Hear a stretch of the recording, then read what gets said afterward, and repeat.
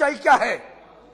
झूठे लोग सच बताने की कोशिश करते हैं, उस विषय पर मैं आऊंगा। और भी झूठे लोग झूठी बात करके सच्चाई बता छुपाने की बात करके।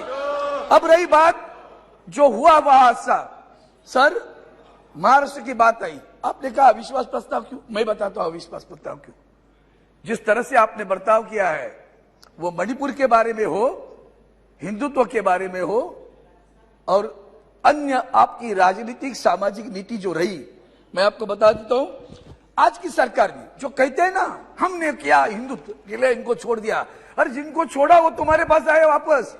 जिनका नाम लेकर आदरणीय प्रधानमंत्री जी ने कहा कि नेशनल एनसीपी पार्टी क्या है, नेचुरल करप्ट पार्टी, उन्होंने भरी सभा में भरी रैली में कहा, 3 दिन बीते, उस रैली में आगे कहा 70,000 करोड़ का घोटाला हुआ, सिंचाई का घोटाला हुआ, बैंकों का घोटाला हुआ। 4 दिन में जिनके नाम पर घोटाले थे सभी महाराष्ट्र की सरकार में शामिल हुए। सिर्फ शामिल नहीं हुए, मंत्री भी बने सर, उपमंत्री बने। मंत्री बने मतलब क्या है, भ्रष्टाचार के खिलाफ हो आप। ईडी के केसेस लेकर सबको डरा डरा डरा डरा के लेके गए, भगोड़े लोग बोलेंगे राष्ट्रीयत्व की बात।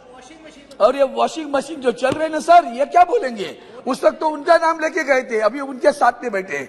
आज विषय गंभीर किस बात का है कि आदरणीय प्रधानमंत्री जी ने छुप कर बैठे, माननीय सर्वोच्च न्यायालय तमाचा लगाने के बाद।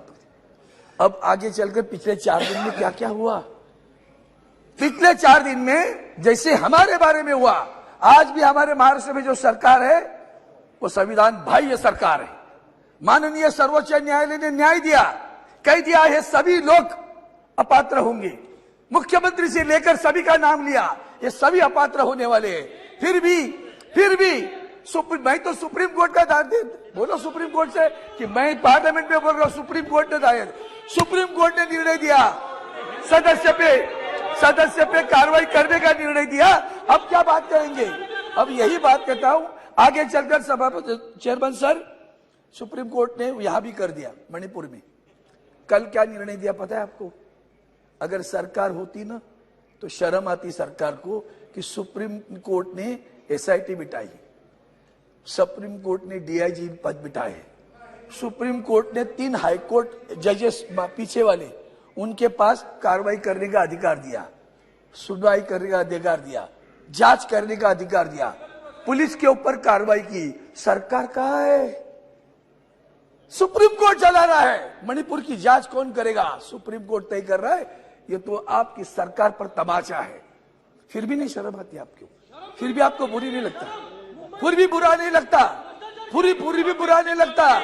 अब बात हुई ना, उन्होंने जब बोला मैं एक शब्द भी उतर के बोला नहीं है। क्यों लग रही है मिर्ची, समझ लो क्यों लग रही। अब कोविड की बात आई सर, कोविड के समय में भी मुख्यमंत्री उद्धव जी ठाकरे साहब ने जो काम किया उसकी सराहना वर्ल्ड हेल्थ ऑर्गेनाइजेशन ने की, माननीय नीति आयोग के लोगों ने की, माननीय सर्वोच्च न्यायालय ने की। और कहा ये जो उद्धव ठाकरे जी ने जो पैटर्न लगाया है, धारावाहिक पैटर्न, उसका अमल करो पूरे देश में। इतनी सराहना करने के बाद झूठे इल्जाम लगा, तभी तो तुम भी तो सरकार में थे, जो इल्जाम लगा रहे हैं वो भी तो सरकार में थे। कौन से अधिकार से बोलते हो, कौन से अधिकार से बोलते हो। आप लोग सरकार में शरीक थे, आप मंत्री थे, 2.5 वर्ष आप भी साथ में थे, बोलने का अधिकार बैठा है। इसलिए मैं सभापति महोदय, मैं 2-3 महत्वपूर्ण मुद्दे लगता हूं।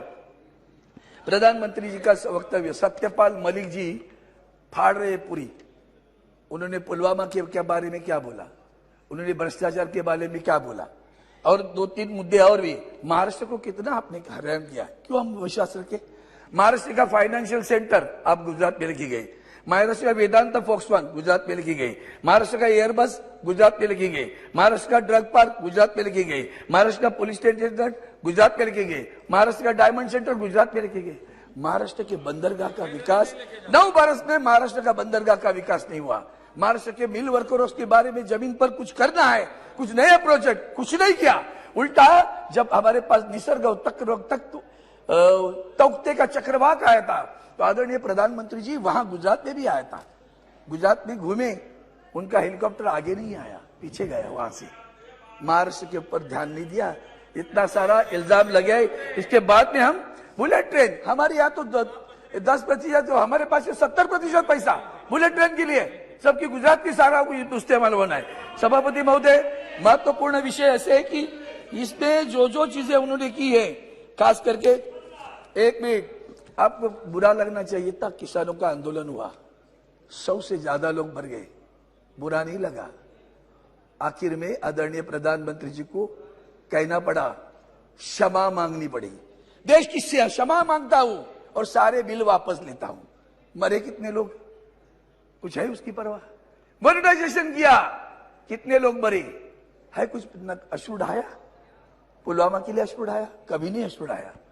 यही तो दुख है, यही तो दर्द है। संवेदनाहीन सरकार चला रही है, और इसलिए सभी सभापति महोदय, आज जो काम हो रहा है, यहाँ जो खास करके पब्लिक सेक्टर हमारे जो बेचे जा रहे हैं, बेरोजगारी है, महंगाई है, अभी तो सभी ने बोला तो मैं उससे ज्यादा नहीं बोलूंगा। पब्लिक सेक्टर में बीएसएनएल कहा गया, इनके ऊपर इल्जाम लगाते लगाते 2 बरस बिताए, आज 9 बरस हो गए, बीएसएनएल डूब रहा है, एमटीएनएल डूब रहा है, स्ट्रेटेजिक कंपनी है, कुछ नहीं हो रहा, कहां रोजगार मिला? और गद्दारों को भी बुरा लगता है गद्दार कहने के। महिलाओं पे अत्याचार, पेंशन का विषय, और सभापति महोदय आखिर में इतना ही चाहता हूं, क्यों हम इकट्ठे आए हैं? हम इंडिया, हमारा इंडिया कहते हो तो बुरा लगता है, आप तो खेलो इंडिया कहते हो, बेचो इंडिया कहते हो, इसलिए इतना ही आखिर में एक वाक्य कहता हूं, नफरत करने वालों के सीने में प्यार भर दो। जी, तुम्हारा सोशल मीडिया रोजाना देखो सर, हमारे महाराष्ट्र के हमारे महाराष्ट्र के अध्यक्ष जी गाय काटती हुई बता रहे थे लोगों, गाय कहाँ काटी? नॉर्थ ईस्ट में, बता रहे का कर्नाटक के चुनाव में। क्या चाहते हो? Thank you. नफरत करने वालों के सीने में प्यार भर दो, हम वो परवाह नहीं है, पत्थर को भी मुंह कर दो, यही हमारा इरादा है, इसलिए हम इकट्ठे आए। जय हिंद, जय हिंद। जी।